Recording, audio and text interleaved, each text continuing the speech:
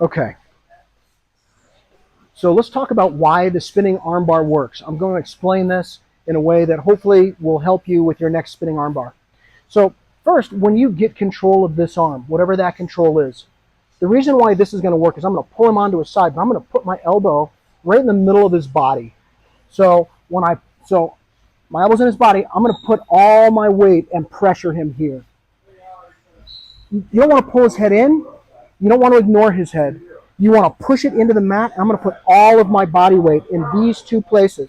So my elbow is here in the middle of his breather, and my palm is on the side of his face, pushing him into the mat as hard as I can. Right? This is going to keep him from being able to establish a defense. Okay? So I'm going to move you just this way a little bit. Okay? Now, what I'm going to do is, now that I have him anchored to the ground, I'm going to take the inside of my knee, and I'm going to put it on the back of his shoulder. When I do that, right, I'm here, I'm going to spin here. I let the weight off of his head. Once this touches, I'm going to move this direction, but I'm going to pull him up onto me like this, so I have access to his arm.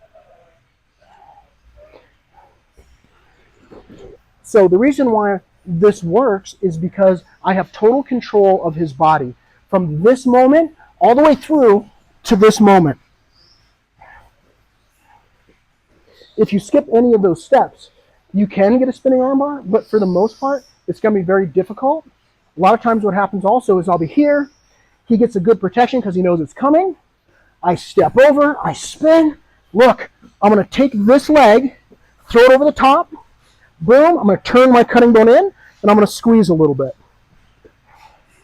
Right? And that way, you just went from a really nice spinning armbar to a bicep slicer, but you get to reset and start over again.